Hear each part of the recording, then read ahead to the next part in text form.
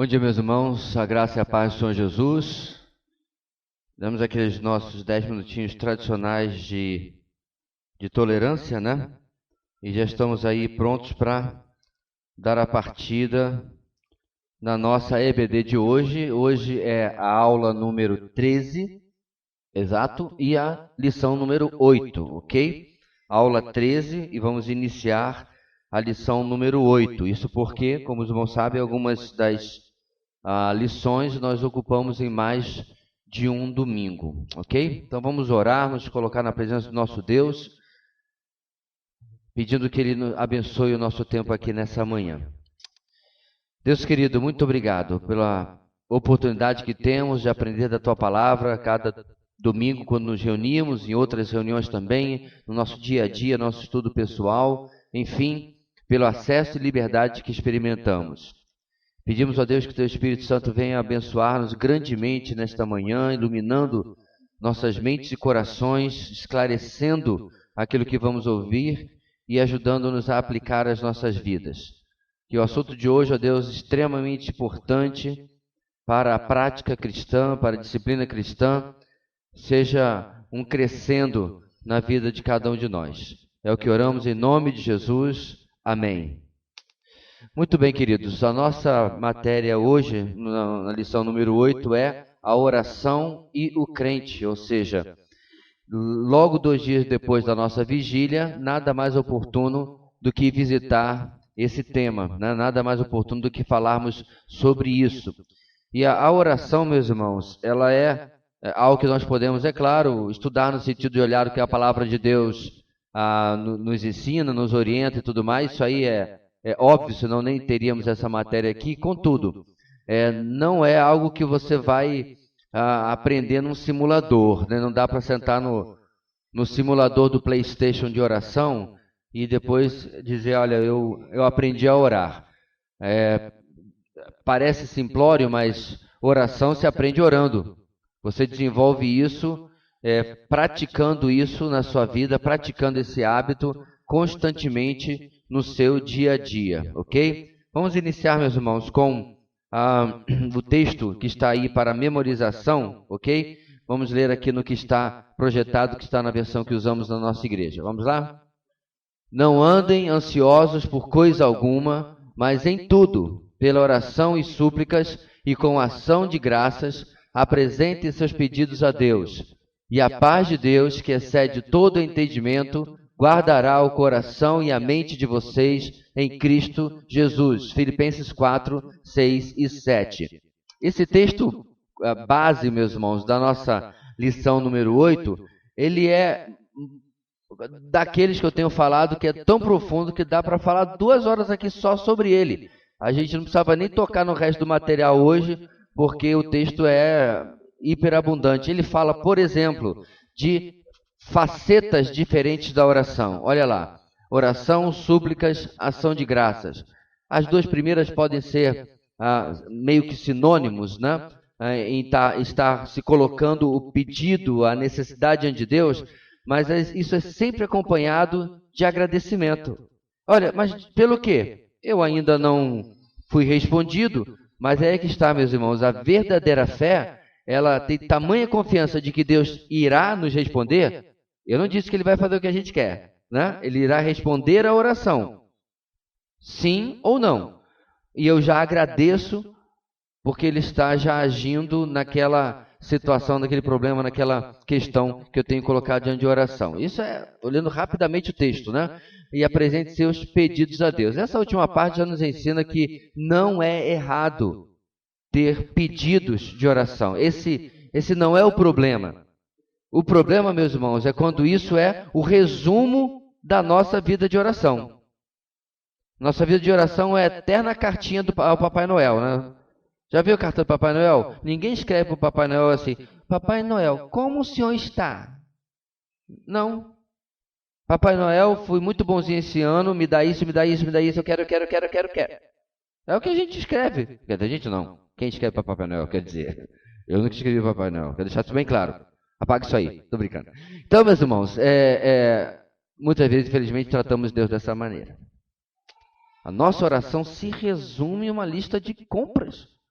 Não é problema ter a lista de pedidos. Na verdade, no início do seu devocional, você tem um espaço para anotar a questão de pedido de oração, coloque lá de forma sistematizada. Está com um projeto, né, para comprar sua casa própria, comprar o primeiro carrinho, ou seja, estruturar sua vida, né? Você quer fazer aquela viagem? Irmão, não tem problema.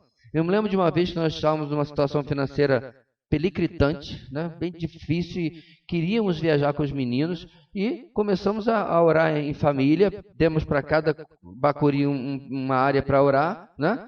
E começamos. Meus irmãos, foi assim marcante naquele momento da nossa família ver como Deus foi respondendo pedido após pedido. Nós passamos 28 dias em Margarita, que para quem não for de Roraima me assistir, não é nada de luxo, né? Ah, eu fui passar as férias no Caribe. Mas tem Margarita, né? Não é exatamente em Cancún. Especialmente por causa da questão do câmbio, era algo bem fácil de fazer, mas nós estávamos numa situação financeira que não tínhamos condição de fazer tudo isso, com uma família de 5, né? E Deus nos permitiu. E foi uma lista de pedidos. Então, o problema não é aí. Agora, o que eu gosto, meus irmãos, é como Paulo completa a utilidade da oração no segundo versículo. Olha como o primeiro começa. Não andem ansiosos por coisa alguma. Essa semana alguém colocou nas redes sociais a pergunta: ansiedade é pecado? Tudo bem, é bom a pergunta, porque pode ter gente que não sabe. Olha para o texto. Se não fosse, não haveria recomendação de não se viver dessa maneira. A ansiedade, por natureza, meus irmãos, é a negação da fé. Veja bem, eu não estou falando sobre certo cuidado, né? Menino, tá saindo? Põe o casaco, meu filho. Não, isso não é... Tá, tudo bem, tem mãe que sai do controle, é verdade, né? Pai também. Mas eu me refiro ao cuidado com as dificuldades, os problemas, o cuidado com as ameaças, a segurança, né? Então, onde é que você está indo, meu filho? Estou indo na favela da Maré, 1h. Não, favela da Maré no Rio de Janeiro, o problema lá que teve com a polícia. Não, estou indo, sei lá, qual é o lugar mais perigoso que tem em Boa Vista, estou indo lá 1h. Não vá, isso não é questão de ansiedade, né?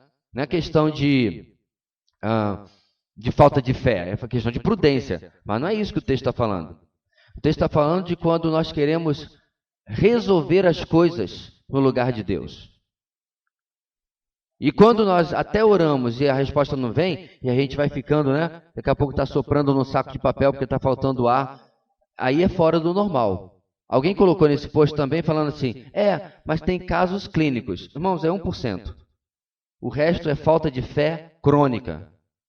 Falta de confiança, falta de descansar em Deus. Aí Paulo dá a resposta. Qual é a cura da ansiedade? Oração. Oração grata.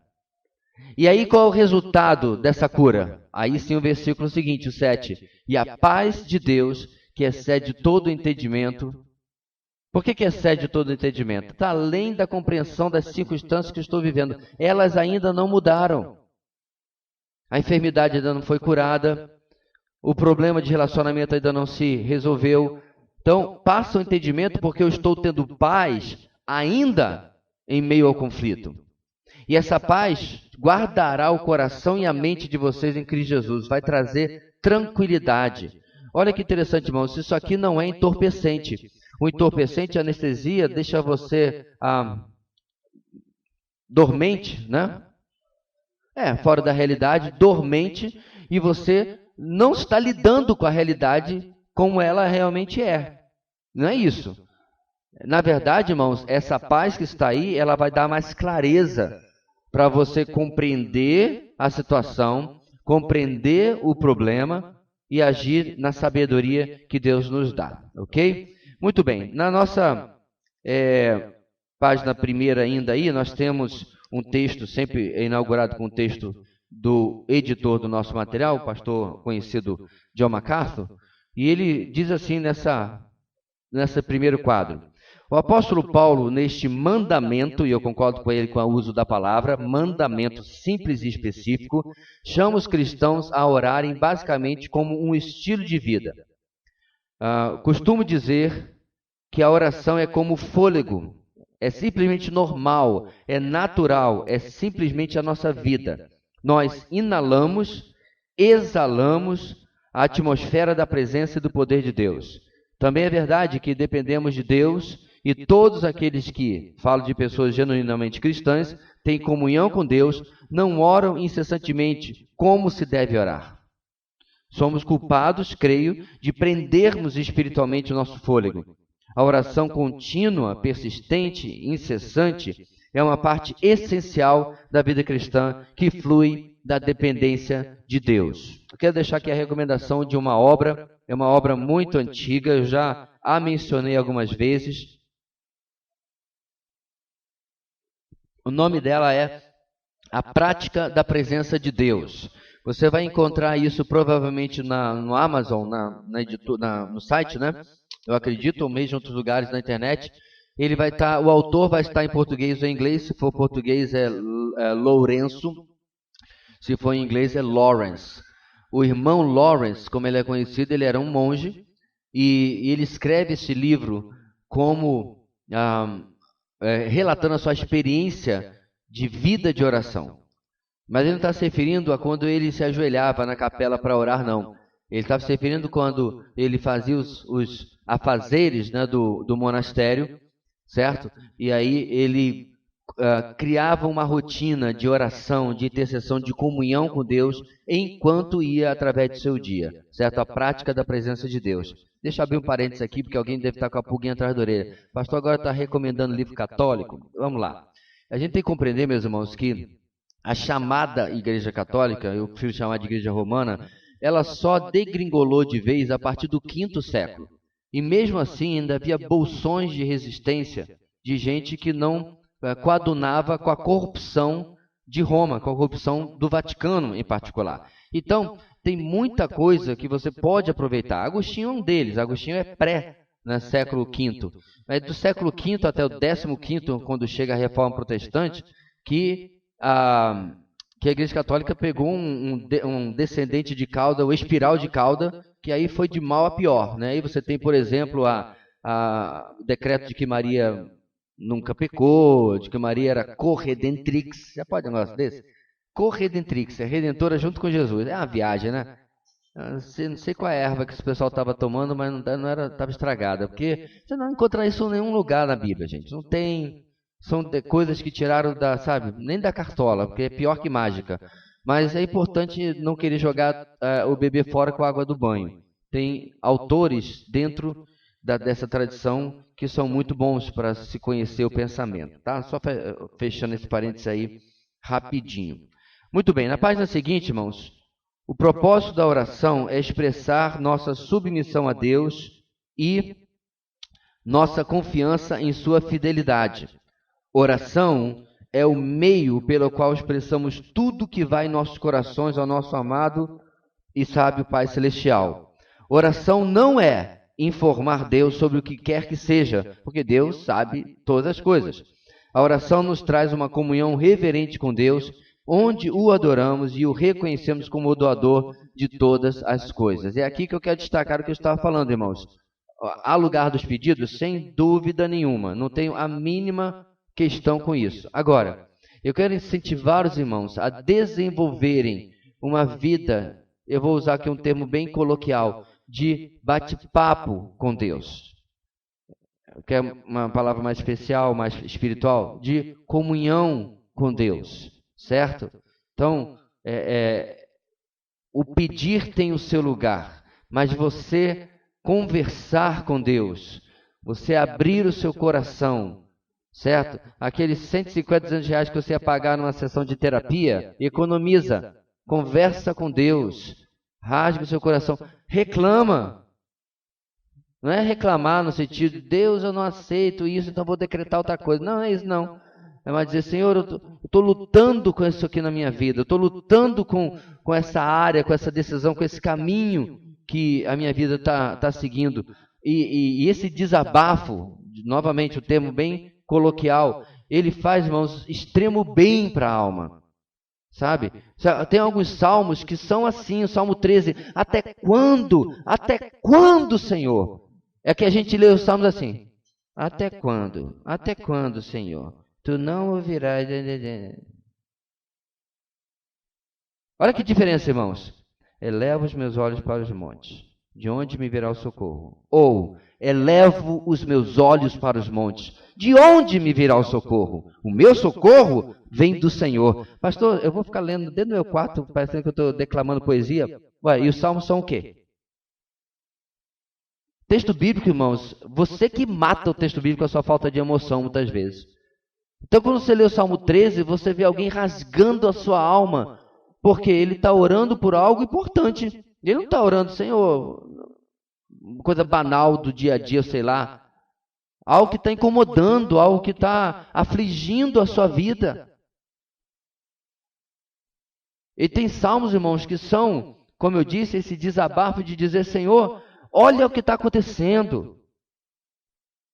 Levanta-te, Senhor. Faz alguma coisa. Aí você continua o salmo, você vê que paulatinamente vai saindo do desabafo para o exercício de confiança na ação e na resposta de Deus. Pronto. Eis o caminho que deve seguir esse meu desabafo com o Senhor, essa oração. E eu quero afirmar a você, irmãos, o seu Deus não é de porcelana chinesa. Ele não quebra. Tá? Deus, você não vai ferir os sentimentos de Deus. Certo? Lê Abacuque, comecinho. Abacuque dá até meio uma chantageada com Deus, né? Fala do caráter, dos atributos de Deus. Como que o Senhor, que é santo, que não pode ver o mal, o Senhor está esquecendo quem o Senhor é? Mas segue o livro. Como é que ele termina? Ainda que a figueira não floresça e o fruto da oliveira minta. Viu? Desabafo, rendição. Deus sempre vai ganhar, meu querido, não se preocupe. Na briga com Deus, ele sempre vai ganhar. E isso é bom para nós, isso é benéfico, ok? Então vamos ver algumas questões sobre a oração e começar pela natureza da oração. É o nosso número 1 romano aí. E a letra A diz, para o crente, oração é uma experiência de aprendizado que deve se desenvolver numa disciplina espiritual. Olha aí, experiência de aprendizado, ou seja, aula é bom, mas você não vai sair daqui. Não, agora eu sou expert em oração, porque eu tive uma aula na EBD. Não, é uma experiência, é uma vivência, é uma prática diária da nossa vida em oração. E, finalmente, para desenvolver uma disciplina espiritual. O que é uma disciplina, irmãos, na nossa vida? Alguém escreveu um artigo que tem que tomar 30 litros de água por dia, ou seja, lá quantos forem. Você leu e você ficou convencido que você precisa tomar uma providência porque 480 pessoas na sua família já tiveram problema renal e você diz, eu vou tomar água, eu me convenci. Eu gosto de hipérboles, irmão, não me olha assim não. Eu gosto de exageros. E aí você começa a tomar água, certo? E aí você percebe que está esquecendo, aí você cria um método. Qual método? Você pega um velcro e amarra uma garrafinha no seu pulso. Para onde você vai com a garrafinha de água, assim. Tal. O braço vai ficar cansado no final do dia, mas você cria um método, sei lá. Sabe quem me lembra aqui? Não estão aqui hoje. A Vanessa, porque eu vejo a Vanessa está agarrada nela, a garrafinha de água dela, não é verdade? Depois você pergunta, tem uma garrafinha lilás, roxa, azul, sei lá, não é? Crie o seu método para beber água. Isso que está se referindo aqui, meus irmãos, a palavra disciplina. A palavra disciplina é verdade, você deve estar pensando, né? É isso aqui, não é isso? Mas ela também é uma metodologia para poder solidificar um hábito. Então, quando alguém pergunta para você, olha, você vai caminhar todo dia? Claro. Se caminhar segunda, depois terça da outra semana, depois quinta da quarta semana depois, tu vai criar hábito nunca, porque não há disciplina. Não há. Nossa, você corre todo dia 15 quilômetros na esteira elétrica? É, todo dia. Aí o pessoal fala como se fosse coisa absurda, né? Mas por quê? Ele tem preguiça. Você criando um hábito e uma disciplina, expõe ainda mais de que a pessoa não tem hábito, muito menos disciplina, de algo importante como cuidar da sua saúde com condicionamento físico. E aí vai, certo? Então você reparou que está começando a ficar um pouquinho redondo nas enxulhas das ilhargas. Essa é a palavra bíblica para barriga, certo? Então está um negócio estranho aí nas enxulhas das ilhargas, e aí você repara que uma das razões é que você tem sido pentecostal na sua oração. Você está orando no monte de comida. Né? O prato se esconde atrás do prato, ninguém lhe vê. Aí você começa a ter disciplina. Uma colher de arroz, uma concha de feijão, um pedaço menor de bife e mato à vontade. Disciplina. Aí eu pergunto, meus irmãos, se o médico lhe dá um colesterol de 4.800, sei lá o que, eu não sei, doutor Enof, como é que é a medida de colesterol, estou só chutando também. Você está tudo alto, a pressão está 80 por 45, basicamente morreu, né? Mas o ponto é que você está tudo ruim. Aí você tem aquele choque de realidade e você aprende a ter disciplina na sua vida.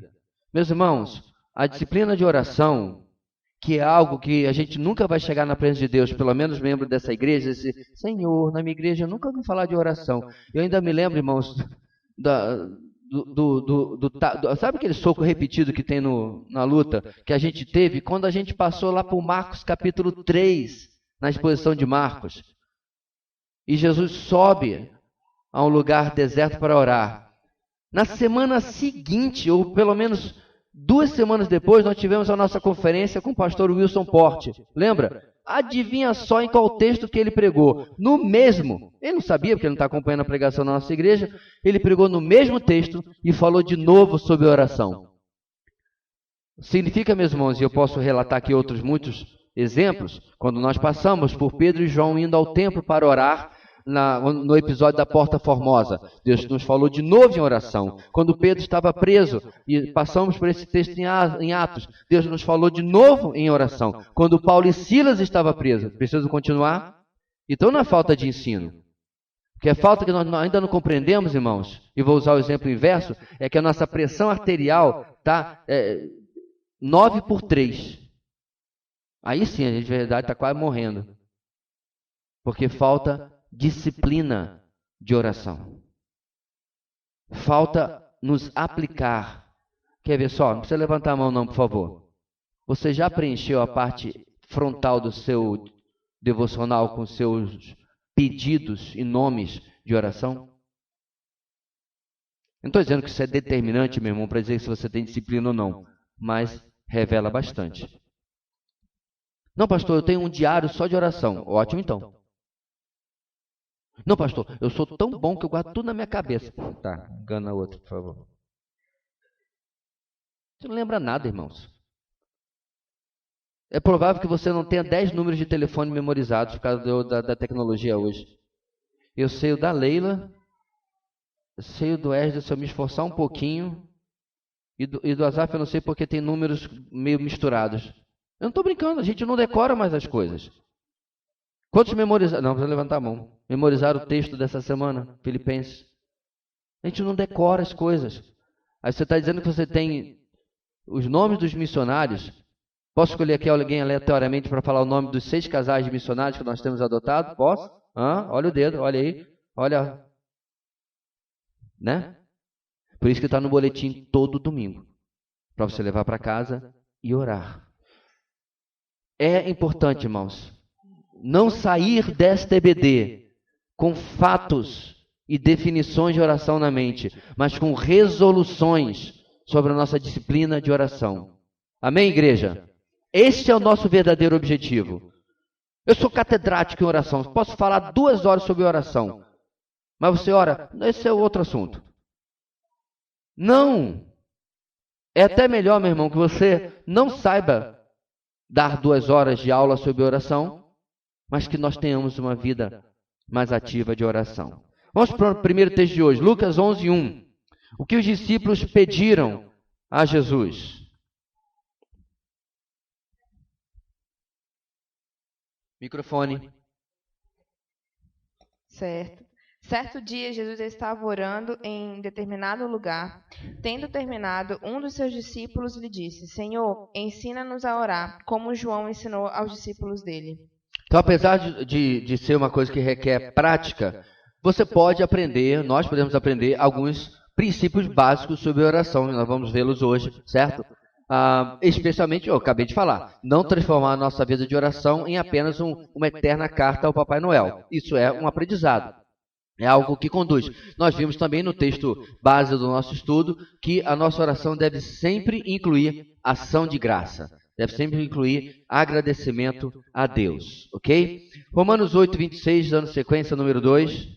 Da mesma forma, o Espírito nos ajuda em nossa fraqueza, pois não sabemos como orar, mas o próprio Espírito intercede por nós com gemidos inexprimíveis. Muito bem, na nossa lição, quem assiste, de acordo com o apóstolo Paulo, quem nos assiste em nossas orações? A resposta óbvia do texto é o Espírito Santo, o qual nós estudamos, inclusive, semana passada, e passamos por esse mesmo conceito. Ou seja, eu estou levando a vida de oração a sério? Deus também. Ao ponto de que ele destaca a própria terceira pessoa da Trindade para me acompanhar naquela oração. A ideia aí, meus irmãos, é que se algo ficar perdido na tradução, não tem problema. O tradutor universal de oração, o Espírito Santo, leva as nossas orações de forma apropriada até Deus. Não há problema nenhum quanto a isso. Portanto, letra B, o que devemos fazer quando não temos certeza quanto ao que vamos pedir em oração? O que os irmãos acham?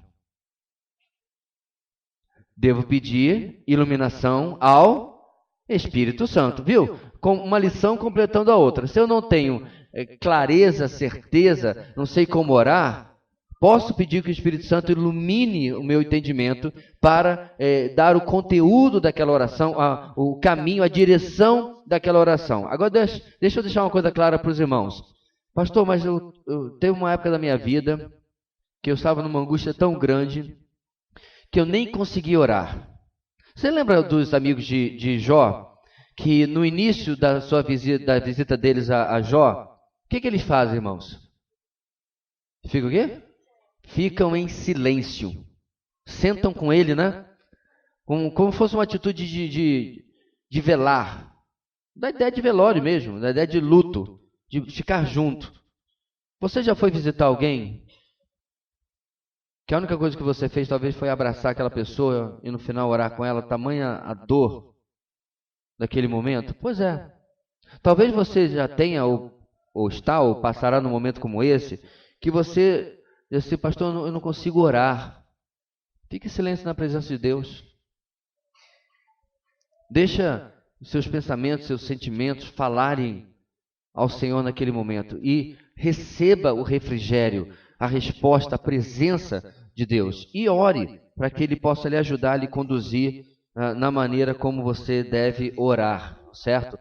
Eventualmente aquela situação muda, aquele momento de completa incapacidade de agir é substituída pela ação do Espírito Santo na nossa vida, ok?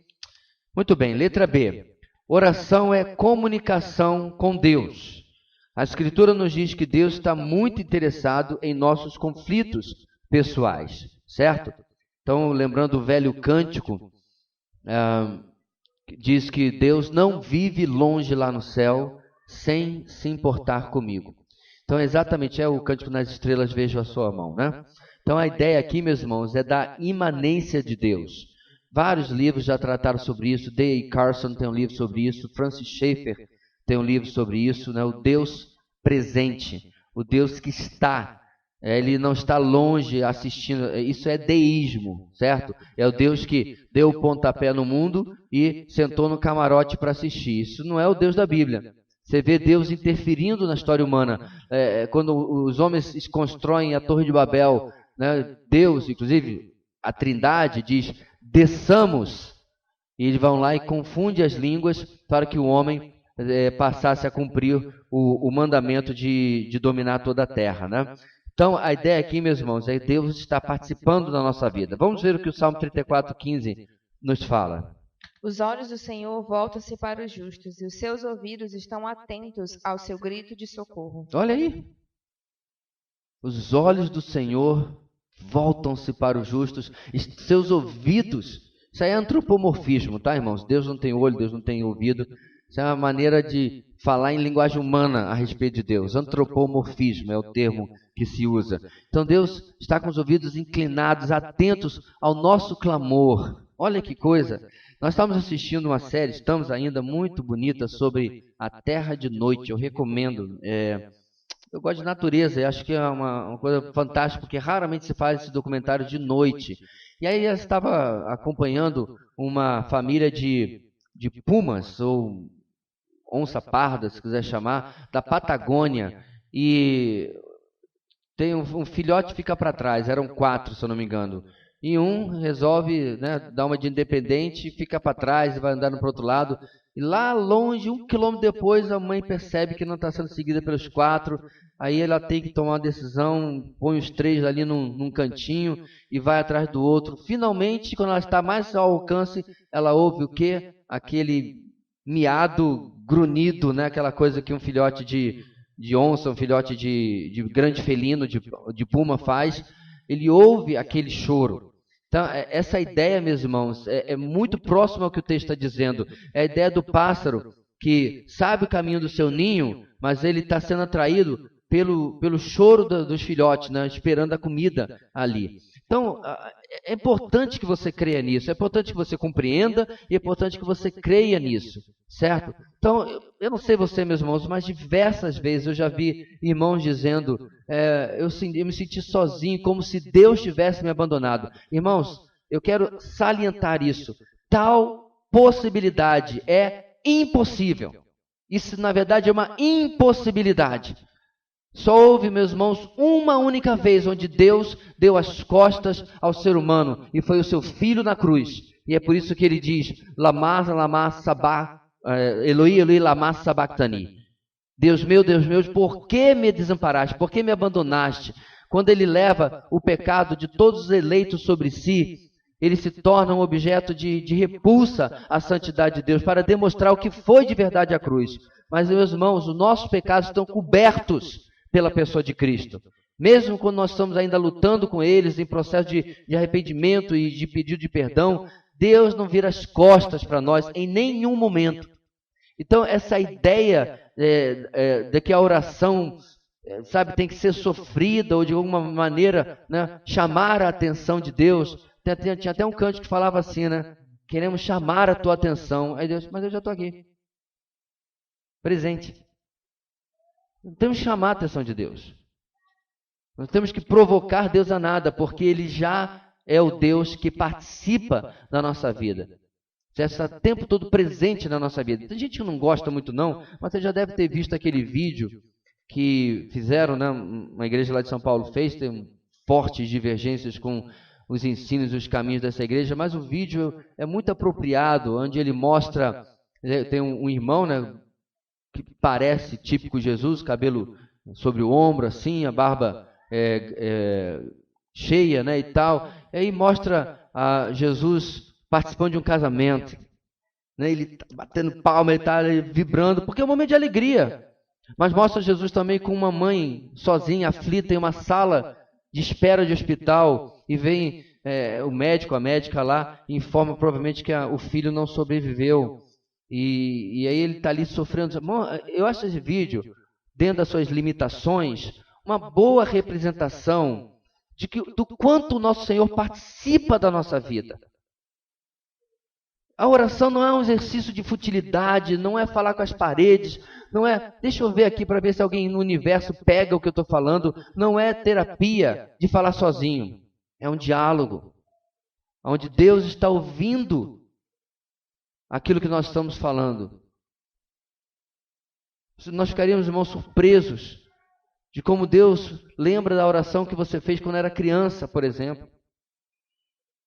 Deus lembra da oração que você fez há tantos anos atrás, como Ele está presente na nossa vida o tempo todo. O que Davi trouxe diante de Deus em oração? Salmo 142, versículo 2. Derramo diante dele o meu lamento, a ele apresento a minha angústia. Geralmente, irmãos, diante de desafios, de lutas, essa é uma das nossas últimas atitudes. Infelizmente. Aquela que deveria ser a nossa primeira atitude, oração, clamor, derramar-se diante de Deus, geralmente não é. Corremos atrás das situações, corremos atrás das soluções, corremos atrás das pessoas para solucionar aquilo. E nós precisamos inverter a ordem. Mesmo que seja uma situação de emergência, você tem que sair para acudir alguém, essa ação já deve ser regada em oração. Já deve ser repleta de busca pela ação de Deus e a dependência de Deus naquilo que vai acontecer. Davi nos ilustra perfeitamente isso. E olha que ele passou diversos apuros, diversas aflições. E as suas composições, os salmos, as músicas, era uma forma de oração dele colocar diante de Deus aquilo que estava acontecendo com ele. Quantas vezes Davi fala, Senhor, os inimigos têm se levantado contra mim. E ele derrama a sua vida diante do Senhor, derrama a sua alma diante do Senhor, confiando de que Deus irá socorrê-lo. Número 3, como somos encorajados a nos aproximarmos de Deus? Como? Qual é a maneira correta, a atitude correta de nos aproximarmos de Deus? Hebreus 4,16. Assim, aproximemo-nos do trono da graça com toda a confiança, a fim de recebermos misericórdia e encontrarmos graça que nos ajude no momento da necessidade. Aproximemo-nos do que, irmãos? Do trono da graça. Qual é a definição mais simplesinha que nós temos de graça, que a gente até aprende ou ensina as crianças lá na EBD das crianças, no culto infantil, na classe infantil? Graça é favor imerecido. É claro que isso é uma hipersimplificação, né? Ele é favor imerecido porque alguém pagou por nós. Não há almoço grátis. Custou alguém. Eu acho ruim que no português graça e gratuito tem a mesma palavra, né? Graça. Quanto foi esse negócio que você fez? Não, foi de graça. Então a gente compreende, transfere para a palavra doutrinária, a palavra bíblica, a palavra teológica, graça, algo que não custou nada. Isso não pode estar mais longe da realidade. Porque Paulo nos ensina que nós fomos comprados por um alto preço. Então, para sermos alvos da graça, para que o pacto da graça fosse firmado, um alto preço e preço de sangue foi derramado. E por causa, meus irmãos, desse pacto, diz o texto, eu posso chegar até o trono de Deus. Olha o paralelo. Em qual carta que isso está, irmãos? Na carta aos Hebreus. O que o hebreu estava pensando quando Paulo... Desculpe, não foi Paulo. Não sei, ninguém sabe quem foi. Ato falho. O que eles estavam pensando quando o autor de Hebreus escrevia isso?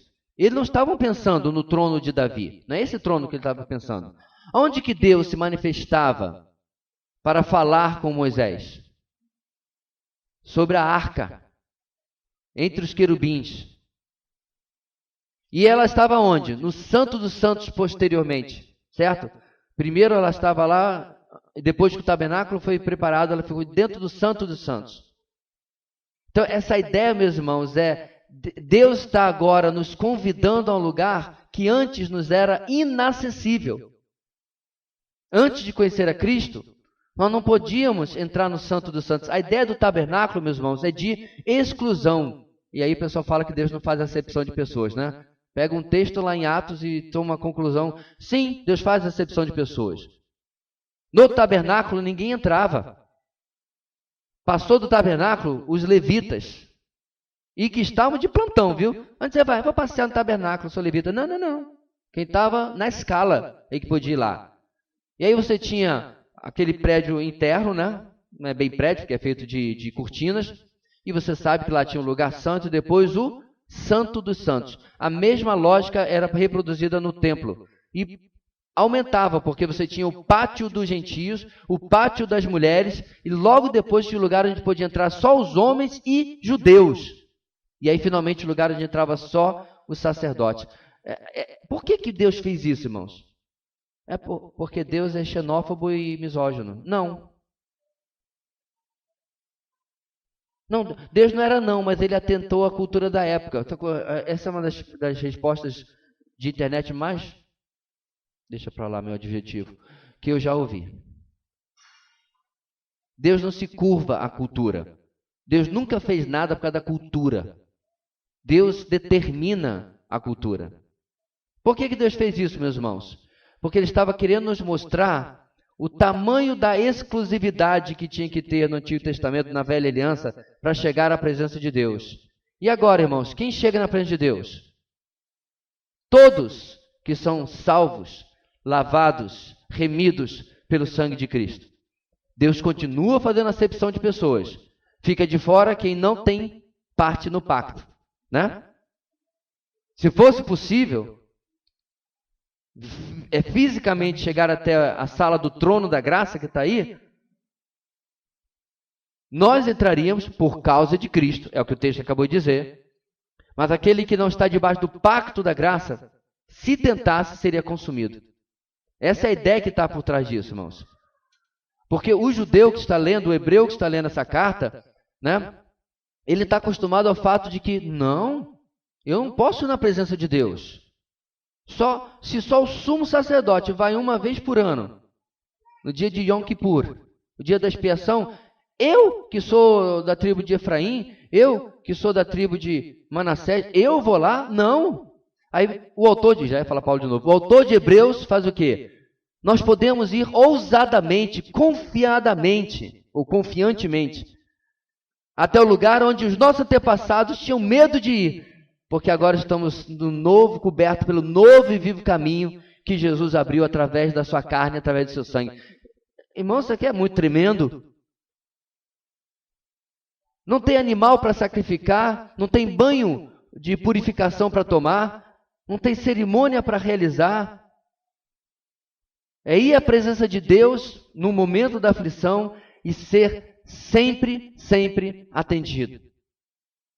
Amanhã ou logo depois, estava conversando com aqui, a gente vai tentar uma audiência.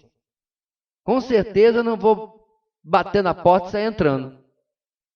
Porque se eu fizer isso, com certeza eu vou ser escoltado para fora do lugar. Tem todo um protocolo e ainda tem o risco de não ser atendido. Não é verdade? Ou você pode ir lá bater na porta do denário e dizer, e aí, governador, beleza? Quanto tempo? Não. E acredito que até a mãe dele chega lá e diz assim, tudo bem? Queria falar com meu filho. Fala com o chefe do cerimonial, sei lá com quem fala, que eu não entendo essas coisas. Entendeu o ponto aqui, irmãos? Deus nos recebe sempre. Esse é o poder que nós temos na oração. Os presidentes e governadores podem não nos receber, mas o dono do universo sempre nos recebe. Sempre está de portas abertas para nós. Deus nos faça compreender sempre, irmãos, a profundidade, o impacto que isso tem no nosso relacionamento com Deus. Vamos lá. Letra B. Aliás, eu copiei errado aqui. Agora que eu vi, a minha apostila está diferente. É porque eu repeti a letra B para não poder perder onde nós estamos. Número 4. Embora tenhamos o privilégio de acesso a Deus, sobre que cuidado nos adverte Eclesiastes 5:2? Não seja precipitado de lábios, nem apressado de coração para fazer promessas diante de Deus. Deus está nos céus e você está na terra, por isso fale pouco. Então, a ideia aqui, meus irmãos, não é oração curta. A ideia aqui, meus irmãos, é não orar sem entendimento. A ideia aqui é não orar sem que você realmente pretenda fazer aquelas coisas. Sem intencionalidade, sem direcionamento, certo? Não é um monte de palavras soltas, não é um monte de palavras improvisadas, fala o que quer. Não, existe numa conversa o começo, meio e fim, não é isso?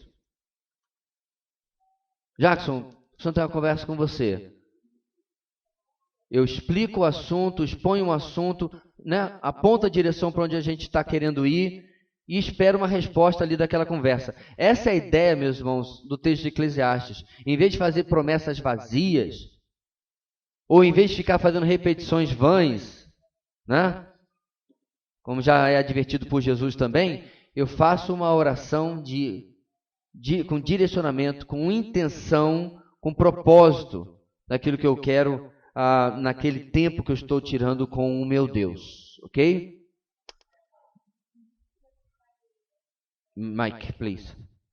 Se aplicaria aí também aquela questão, por exemplo, acho que todos nós já vivemos isso, de uma oração pedindo perdão, ou até mesmo encorajamento para fazer algo, mas sabendo que vai cair de novo. É como se fosse realmente uma promessa vã.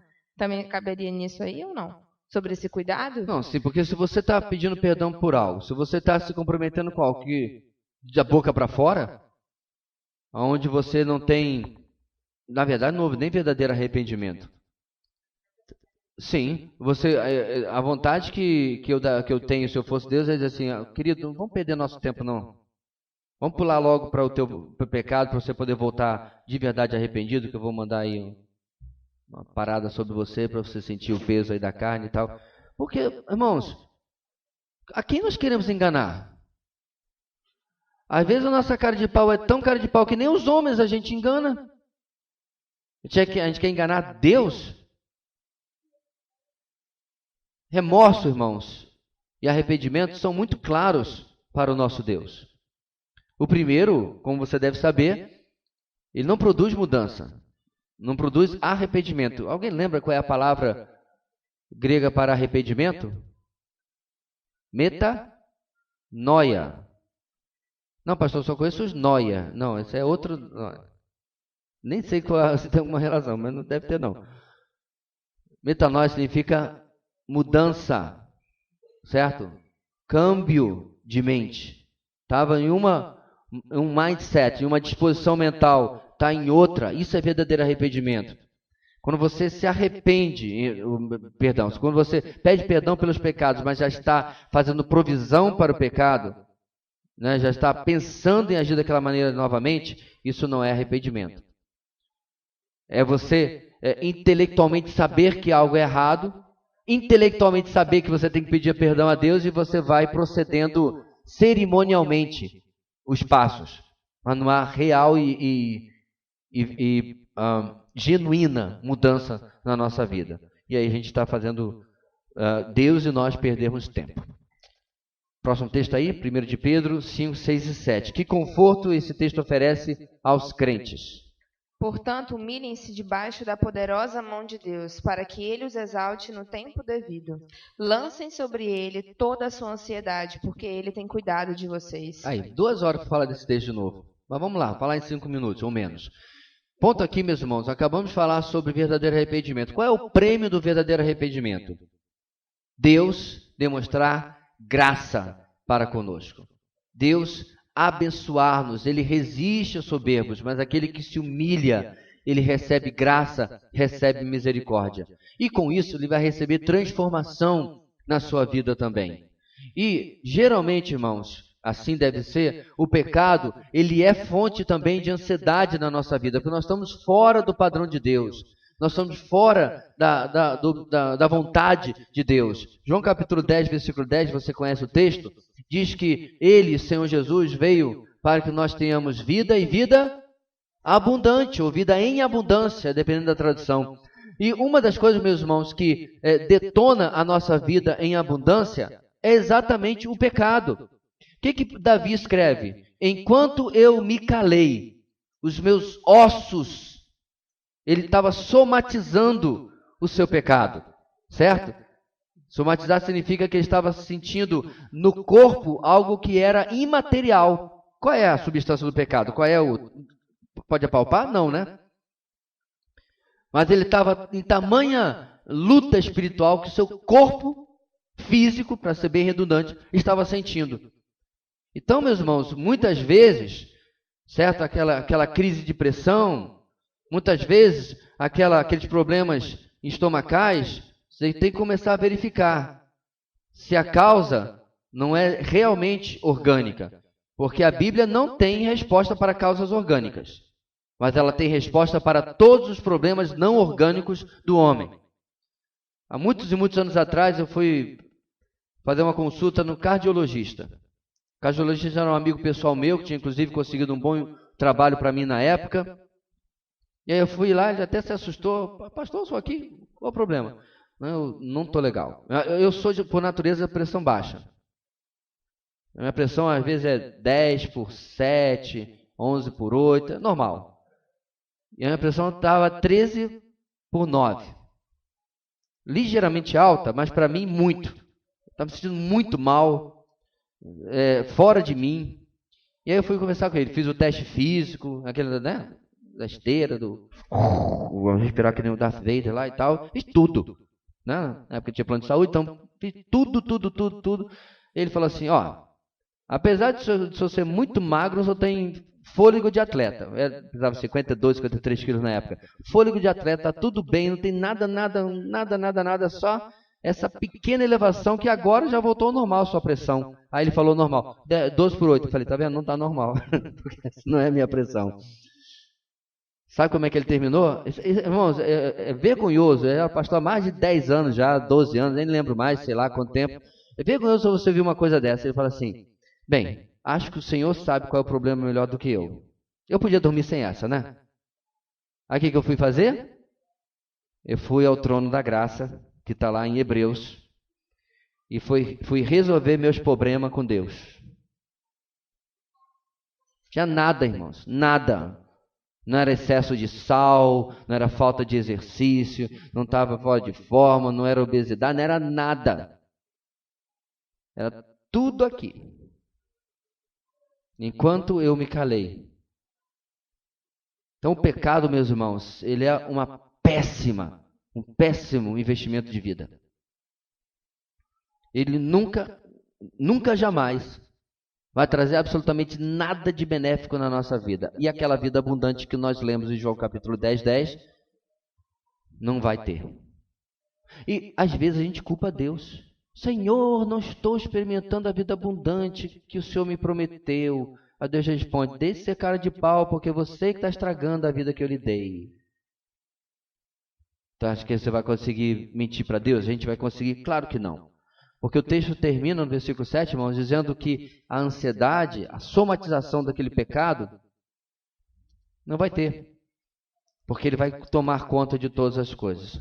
Texto maravilhoso, como eu disse, eu levei mais do tempo que eu falei, não dá para nos delongarmos como ele merece. Tá? Vai ficar para a exposição de 1 de Pedro. Muito bem. Letra C. A oração é eficaz. Ela pode mudar situações. Aqui a gente já vai dar uma explicada, irmãos, no fraseado desse enunciado aí. E pessoas. Somos encorajados a orar esperando resultados. Agora vamos lá. Eu sei o que a lição está querendo dizer, mas eu prefiro explicar novamente, irmãos, porque às vezes a gente coloca assim, há poder na oração. Espera aí. Em dias de Harry Potter, é importante nós destacarmos, irmãos, que a oração não é nenhum poder mutante. A oração não é... Como é que o Harry Potter faz mesmo? Se entrega aí alguém que assiste esse treco. Como é que ele faz? Tem vários feitiços, irmã? Como eu ia dizendo... Eu vou ficar só no abracadabra mesmo, porque é só o que eu lembro lá do Mandrake, lá da minha época. Então, a gente acha que a oração, meus irmãos, muitas vezes não precisa levantar a mão. Deixa eu ver no banco de réus. Quantas vezes, irmãos, eu já franzi a testa, fiz cara de mal, fiz um monte de coisa achando que isso de alguma maneira ia mudar a minha oração.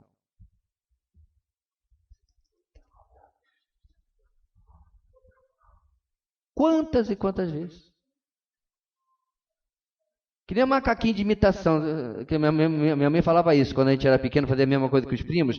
Para, macaquinho de imitação. Que nem macaquinho de imitação, eu imitava as pessoas dos meios que eu visitava, ia para um culto e tal, achando que agora a oração vai. Agora vai, porque eu franzia a testa. Já dá dor de cabeça, tanta força que eu fazia, né? A veia saltando. Não mudava 1 grama na oração. Nada, absolutamente nada. Porque, meus irmãos, não é um poder mutante que você vai, né? A gente falta fazer pose, tipo Feiticeira Escarlate, lá dos Vingadores, como vai se mudar? Não tem nada disso. Absolutamente nada disso. Portanto, quando a gente fala que a oração pode mudar situações, é preciso que você compreenda que não há poder na oração, há poder no Deus a quem nós oramos. Ah, pastor, isso é óbvio, ululante. Você ficaria surpreso como não é. E como tem muito cristão que acredita de fato que a sua oração muda as coisas. Então, apesar do fraseado aqui, é preciso compreender, sim, devemos orar. Deus usa de uma maneira misteriosa a oração do seu povo. Quer ver só? Atos 12:5. Por que a igreja orou nesse texto? Pedro então ficou detido na prisão, mas a igreja orava intensamente a Deus por ele. Nós já passamos por esse texto na exposição de Atos, nas nossas noites, capítulo 12, faz um bom tempo isso daí. E você lembra muito bem o que acontece, né? Pedro é miraculosamente liberto da prisão. Certo, irmãos? A reunião que eu me referi, que eu vou tentar ter amanhã, no final do nosso culto, nossa EBD, nós vamos orar por isso. Por quê? A oração é extremamente importante. Certo? Quando nós estamos diante, meus irmãos, de desafios plausíveis ao nosso alcance, eu consigo fazer, ou além do nosso alcance, tanto faz. A oração se aplica nos dois, certo? Então, eu sei fazer o meu trabalho, eu fiz faculdade, fiz curso técnico, eu fui treinado, eu sei fazer isso aqui, mas eu começo o meu dia pedindo, Deus, abençoa o meu trabalho, multiplica o trabalho das minhas mãos, me dá clareza de pensamento para fazer essa peça, para fazer esse, enfim... Certo? Está dentro da minha capacidade, mas a oração ainda se aplica. Aqui está fora. Senhor, essa enfermidade, essa porta fechada, ou sei lá o que está acontecendo, que eu não tenho em absoluto como fazer. A oração também se aplica. Não há, meus irmãos, absolutamente nenhuma coisa pequena demais ou grande demais, acho que é o contrário aqui na minha gesticulação, que esteja fora do escopo da oração. Eu já orei até por vaga de carro. Você já orou por vaga de carro? Estou indo para o centro, 300 coisas para fazer, né? Você fala, Senhor, me ajude a achar um funcionário público que seja uma exceção e atenda a gente bem rápido com um sorriso, né? Desculpa aí, mas é verdade. Aí, para que ele possa me atender rápido, porque eu estou com pressa, me ajuda a conseguir uma vaga perto do lugar que eu preciso ir. Eu oro por coisas práticas do dia a dia. Eu já orei por HD. Cadê o Alexandre? Não está aqui hoje, né? Técnico informática. Eu já orei por HD. Porque tinha coisa lá dentro que eu precisava recuperar. Senhor, faz esse equipamento funcionar só mais uma vez. Só mais uma. Depois eu compro outro, não tem problema nenhum. Eu clamei a Deus. Aí liguei na tomada, fui apertar o botão do computador. Aí eu vi aquele tec, tec, que para técnico significa acabou, morreu, esse HD. Mas ele funcionou. Copiei o bendito do arquivo. Depois nem sei se ele funcionava demais, porque eu cumpri a minha oração. Eu peguei o bendito do HD, joguei dentro do lixo e saí para comprar outro. Mas salvei o bendito do arquivo, que era extremamente importante para o meu trabalho. Ponto aqui, meus irmãos, não há nada que você possa deixar fora do escopo da oração. E a igreja aqui, nesse caso, estava orando por algo que está nessa categoria aqui do muito difícil. O normal, irmãos, era Pedro morrer. Esse era o normal.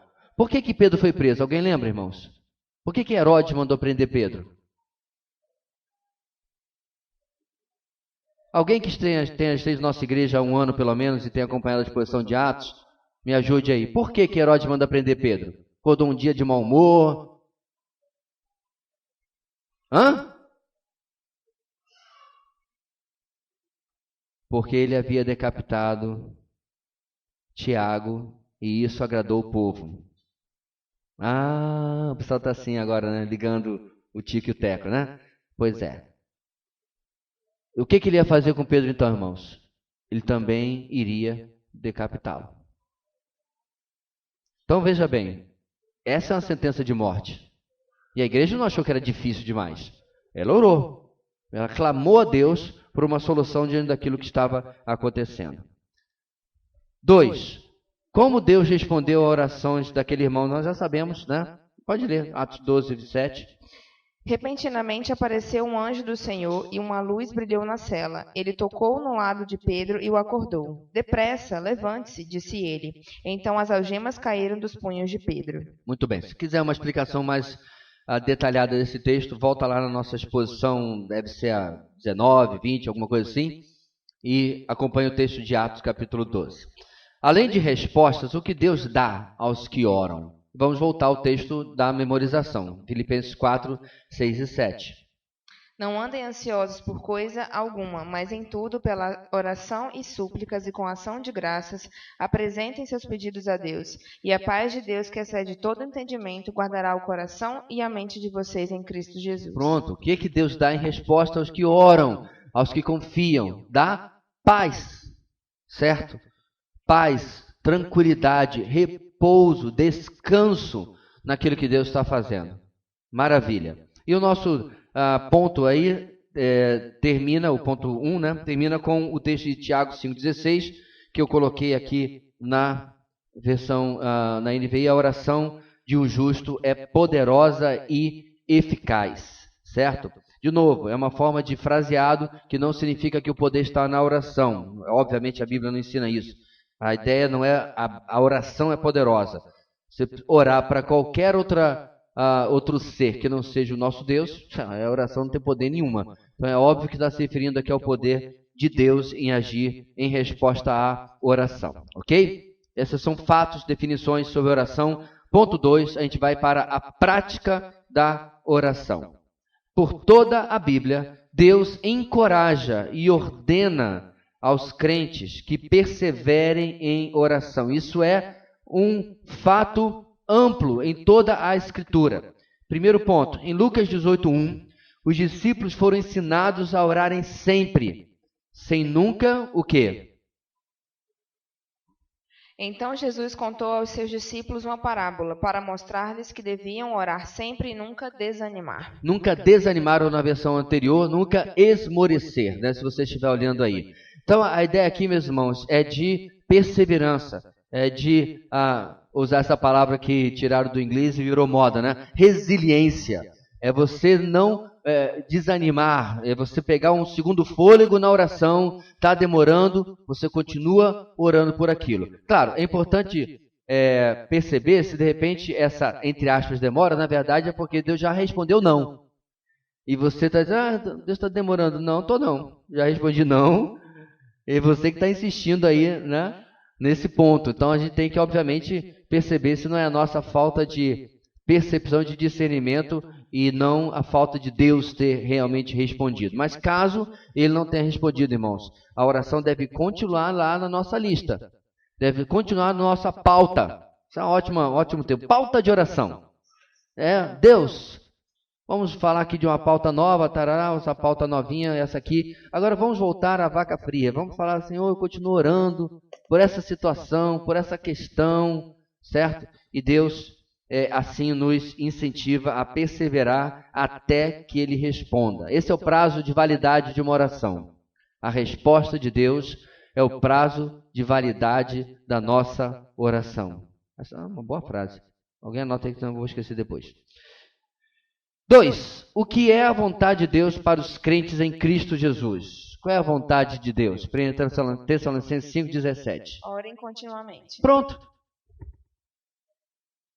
Aí alguém, né, lá de Tessalônica, como assim, Paulo? A versão revista e atrasada diz o quê? Orai sem cessar. É a mesma coisa. Então, a Bíblia nos mostra, meus irmãos, que além da oração, né, de encontro marcado com Deus, né, de lista, de organização, de disciplina, aquela que a gente vem tratando mais aqui, além de uma vigília, de uma reunião de oração, existe, e aí eu vou lembrar do irmão Lawrence de novo, a prática da presença de Deus. Né? Está dirigindo, está fazendo alguma outra coisa, você está na presença de Deus. Tem um som de fada no ar aí, se alguém pudesse cuidar disso, eu agradecia. Parece uma fadazinha. Então, essa prática da presença de Deus, meus irmãos, significa o quê? Significa que eu estou constantemente antenado com Deus, constantemente ligado né, a pessoa do meu Deus, através de uma conversa. Lembra que eu falei do bate-papo? Cabe aí também. Nós tínhamos um amigo no seminário que ele orava assim: bom dia. Como é que era? Bom dia, Senhor. Era meio estranho, eu confesso. Bom dia, Senhor. Porque a expressão bom dia, irmãos, é uma expressão de desejos, né? Que você tenha um bom dia. Deus sempre tem bom dia. Não tem um mau dia para Deus. Então eu achava bem curiosa. Não era só eu não, todo mundo achava bem curiosa essa maneira de orar. Mas, bem, cada um com a sua maneira, né? O ponto aqui, meus irmãos, é que esse diálogo com Deus, esse bate-papo com Deus, quer você dê bom dia ou não, é algo que deve ser incentivado na nossa vida. Em lugar de, né, a gente deixar Deus lá na prateleira, e aí, tá na hora de orar, deixa eu tirar Deus da prateleira. Né? Deus não é ídolo, Deus não é assim que funciona o nosso relacionamento com Ele. Efésios 6,18. Quando os crentes devem orar? Orem no Espírito em todas as ocasiões, com toda oração e súplica. Tendo isso em mente, estejam atentos e perseverem na oração por todos os santos. Percebe, meus irmãos, que Paulo foi econômico com os Tessalonicenses e mais detalhado com os Efésios, né? Onde ele coloca claramente a necessidade de uma prática constante de oração, de uma perseverança constante em oração. Talvez, inclusive, durante o seu dia, você voltar àquele assunto que você vem tratando com Deus. De vez em quando as pessoas fazem umas perguntas, irmãos, que nem a Bíblia responde. Pastor, quanto tempo a gente deve orar por um assunto? Quantas vezes a gente deve orar por um assunto? A Bíblia nunca falou sobre isso. A única informação que nós temos é o que nós acabamos de ler agora há pouco. Nós devemos perseverar em oração. O que é perseverar para você? É orar uma vez agora, outra em dezembro? Eu acho que não, né? Acho que a gente tem bom senso para entender que perseverar em oração significa constância.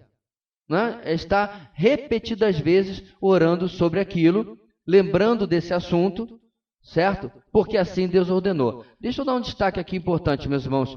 Nós vamos ter 300 EBDs sobre a oração e nós nunca vamos compreender o mistério da soberania de Deus e o papel da oração. A Bíblia, sobejadamente, irmãos, fala de que nosso Deus é soberano. O salmista, inclusive, diz: onde está o meu Deus? Meu Deus está nos céus e faz tudo como lhe agrada, tudo como lhe apraz. Então, é impossível negar essa verdade. Contudo, você vê repetidas vezes Deus colocando responsabilidades sobre o homem. Eis que coloco diante de vocês a vida e a morte. Escolham a vida para que vivam. Então, a oração entra nessa categoria. Como que as duas coisas andam juntas, irmãos? Não sei. Agora você não pode cair nem para um lado nem para o outro. Vamos lá, para o lado da soberania de Deus. Para que orar? Deus já sabe de tudo, já determinou tudo. Está errado. Não é isso que a Bíblia ensina. E o outro lado, vamos orar porque a oração muda tudo. Não é assim que funciona. Abraão orou incessantemente pela salvação de Sodoma e Gomorra, e elas ainda assim foram destruídas. Repara que ele para no limite da vontade de Deus. Abraão parou no limite da vontade de Deus porque ele desistiu de orar ou porque a soberania de Deus assim determinou? Eu não tenho a resposta não, irmãos. Eu estou literalmente deixando a pergunta no ar. É muito difícil nós casarmos as duas coisas. É como, e essa ilustração não é minha, do reverendo Augusto Nicodemos, é como os trilhos de trem. Certo? O trem anda sem os dois trilhos? Não. Bem, o monotrilho, eu sei. Estou falando do trem normal, tá? Com duas rodas. Certo? Precisa dos dois trilhos. Da soberania de Deus e da responsabilidade do homem, e os trilhos nunca se encontram, mas trabalham em paralelo, certo? Uma coisa eu sei, meus irmãos, o homem nunca conseguirá fazer nada sem a permissão de Deus, porque isso também é bíblico. Deus sempre vai estar agindo, coordenando, reprimindo, né? Segurando, permitindo a ação do homem. E nesse enorme mistério entra a questão da oração. E eu acredito que nós vamos realmente só compreender isso plenamente quando estivermos na presença do nosso Deus. Muito bem. Letra B. Na Bíblia, você descobrirá muitas diretrizes que o ajudarão a desenvolver a prática da oração. Nesta parábola de Lucas 11, o que Jesus ensinou que seus discípulos deveriam esperar se persistissem em oração. Vamos voltar ao texto que a gente mencionou anteriormente, Lucas 11, 5 a 10. Então lhes disse: Suponham que um de vocês tenha um amigo, e que recorra a ele à meia-noite e diga: Amigo, empreste-me 3 pães, porque um amigo meu chegou de viagem e não tenho nada para lhe oferecer. E o que estiver dentro, responda: Não me incomode, a porta já está fechada, e eu e meus filhos já estamos deitados. Não posso me levantar e dar a você o que me pede. Eu digo: embora ele não se levante para dar-lhe o pão por seu amigo, por causa da importunação, se levantará e lhe dará tudo o que precisar. Por isso digam: peçam e será dado, busquem e encontrarão, batam e a porta será aberta. Pois todo o que pede, recebe, o que busca, encontra, e aquele que bate, a porta será aberta. Lembra do texto agora? A gente lembra mais desse aí, né? Ele ainda fala na versão atrasada. Pedi e dar-se-vos-á. Olha o contexto. O contexto é de oração. O contexto é mais do que o de oração. O contexto é de oração insistente, persistente. Então, é impressionante, irmãos, porque a gente não tem resposta, não tem garantia de que a persistência com os homens redundará em resposta. Na verdade, eles podem se encher de vez da gente e mandar a gente passear, né? Mas o texto diz que o Senhor responde à nossa persistência, à nossa perseverança. Agora, vamos parar para pensar novamente, irmãos. É porque a gente cansa Deus, Ele finalmente nos atende, ou porque Ele está retendo a resposta para trabalhar a nossa vida? Segunda opção. Você não está fazendo queda de braço com Deus. Mas finalmente, depois de orar 3 anos, Deus responde: ganhei. Sabia que ele ia desistir. Não! Deus estava trabalhando a sua vida. Quer ver só, meus irmãos? Você acha que da venda pelos irmãos até chegar ao segundo no poder no governo de Faraó, José não orou para que a sua situação mudasse? Meus irmãos, eu acho que ele orou todo dia. Eu acho que quando ele limpava o chão da casa de Potifar, ele orava: Senhor, faz justiça à minha vida. Me tira daqui, me ajuda a voltar para a casa de meu pai. Até quando ele estava coordenando lá, eu não acho que em algum momento ele falou assim: tá melhor aqui. Nunca mais vou ver meu pai, né? Nunca mais vou ver minha mãe, mas tá ótimo. Nem sabia que a mãe já tinha morrido no parto de Benjamim. Não, ele orou, até que lá, quando ele estava mais de 10 anos no Egito, Deus responde a oração dele. O que eu acabei de falar, meus irmãos? O prazo de validade da nossa oração é a resposta de Deus. Até lá, a oração tem que continuar. O clamor tem que continuar. Ok? Bem, temos um quadro aí que eu escaneei e coloquei para nós. Vamos lá. Podemos entender sobre a oração sem abandonarmos nosso estudo da vida... Podemos entender sobre a oração sem abandonarmos nosso estudo da vida de nosso Senhor, visto que Ele orou. Obviamente, Ele estava sempre em comunhão com o Pai. Ele é visto nas Escrituras levantando cedo para orar, passando toda uma noite em oração. Havia uma comunhão ininterrupta e sem cessar entre Ele e o Pai. A Epístola aos Hebreus nos diz que Ele ofereceu orações e súplicas com forte clamor e lágrimas. Isso é fascinante. Havia uma intensidade singular nas orações de Jesus, que é maravilhosa. Muitas vezes, suas orações foram acompanhadas de grande agonia. Embora a Escritura não nos forneça detalhes de todas as orações de Jesus, podemos assumir que havia em todas elas muito da intensidade que encontramos em algumas registradas no texto sagrado. Quando a Bíblia nos diz que ele foi ao Monte das Oliveiras e orou por toda a noite, sem dúvida alguma, houve uma intensidade naquela oração, da qual sabemos muito pouco, se é que sabemos. Ponto aqui, meus irmãos, diferente daquela intensidade artificial que eu mencionava agora há pouco, é você chorar se angustiar na presença de Deus, algo que está em relação ao valor daquilo que você está orando. A oração, perguntaram para C.S. Lewis se ele estava orando pela sua esposa, né, diagnosticada com câncer. Ele havia casado há pouco tempo, e ele respondeu àquele religioso anglicano, né, com gola e tudo lá, da sua pergunta. Eu falei assim, ele respondeu: claro que eu estou orando, mas eu tenho consciência de que minha oração não muda a Deus, a minha oração muda a mim mesmo. Então essa é a ideia, meus irmãos, da perseverança e da angústia aqui refletida. A ideia é nós realmente vivermos, sentirmos o peso, a urgência daquele pedido, certo? Então essa oração, meus irmãos, ela tem o maior poder, não por causa de sentimento, mas porque a minha fé é fortalecida, é alimentada pelo próprio senso de urgência que eu estou vivendo naquele momento. Então isso é algo extremamente significativo, nós vivenciarmos de fato o peso que a nossa oração possui. Ok. Letra B, número 2. O que Jesus ensina como requisito para se obter resposta de oração? João 15, 7.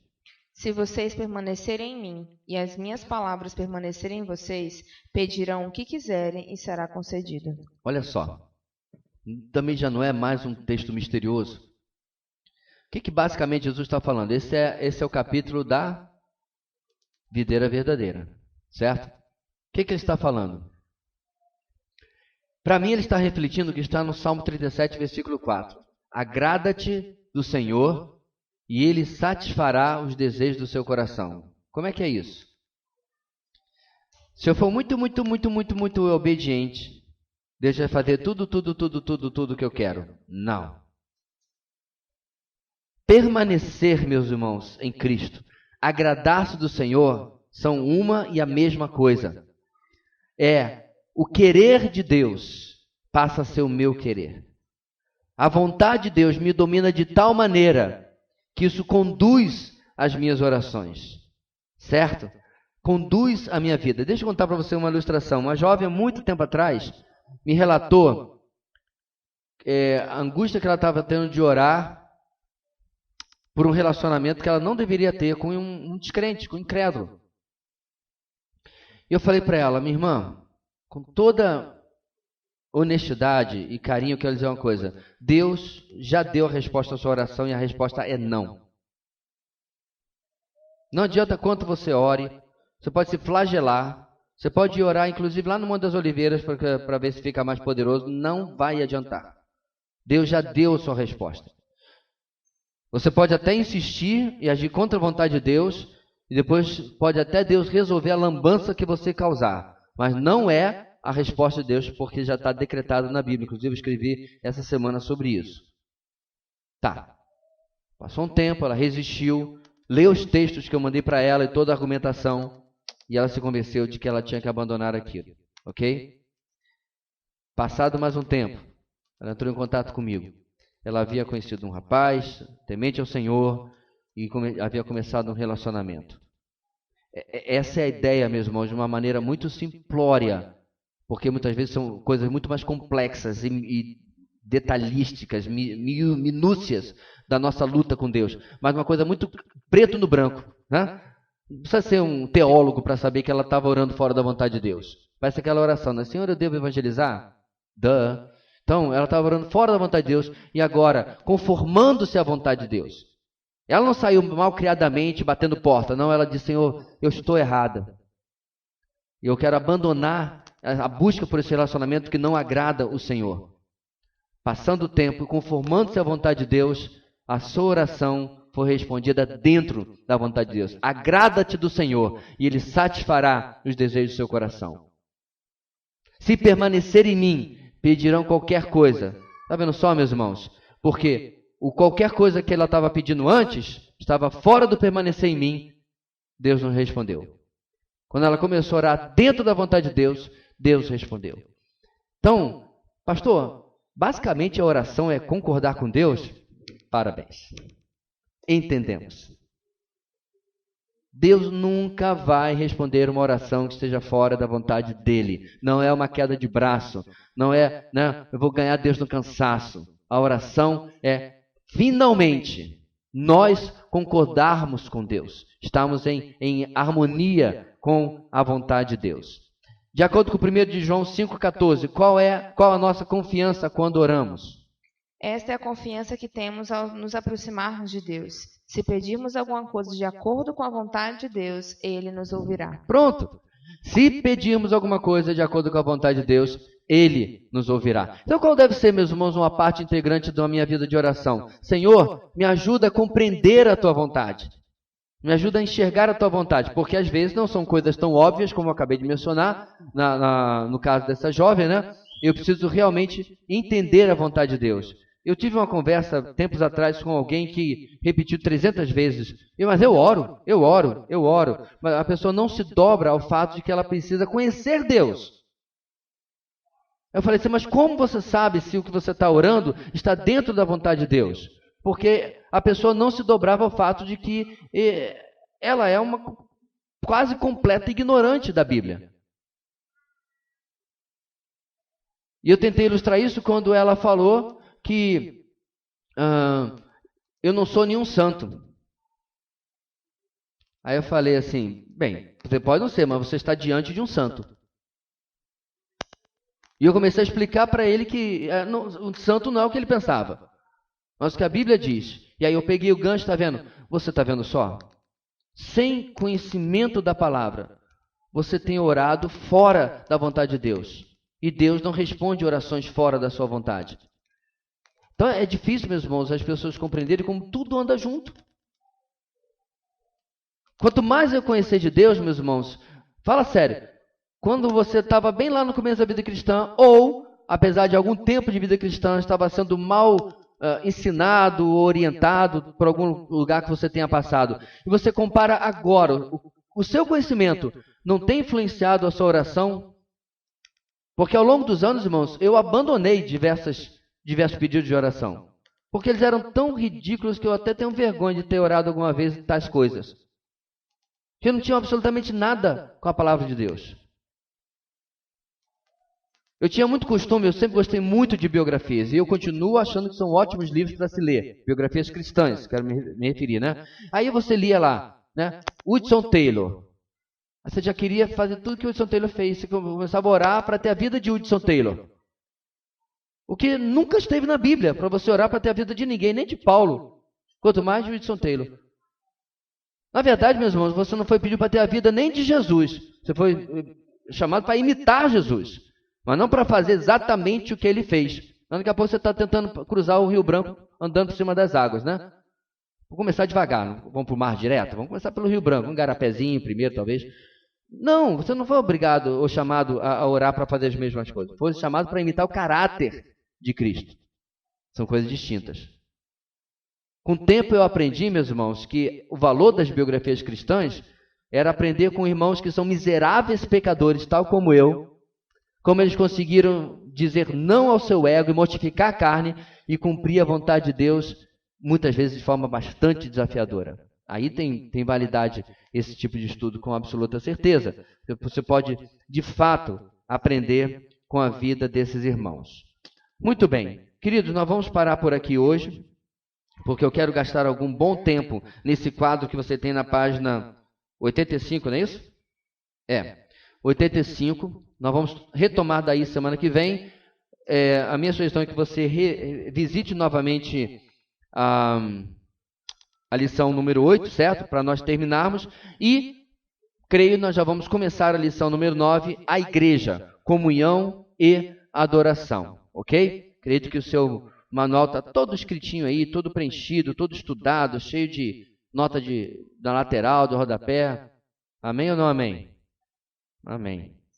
Temos dois aí que me ajudaram aí nesse amém. E semana que vem nós vamos dar sequência nessa página, ok? Vamos ter uma breve oração, irmãos. Depois eu queria dar uma palavra para os irmãos. Deus querido, muito obrigado pelo nosso estudo dessa manhã, que Ele nos incentive, como nós mencionamos, a robustecer mais ainda, fortalecer a nossa vida de oração, a nossa prática da presença de Deus. O tempo todo ligado. Porque, ó Deus, nossa luta contra o pecado é constante. E que tremendo aliado é estar ligado ao Senhor em oração constantemente também.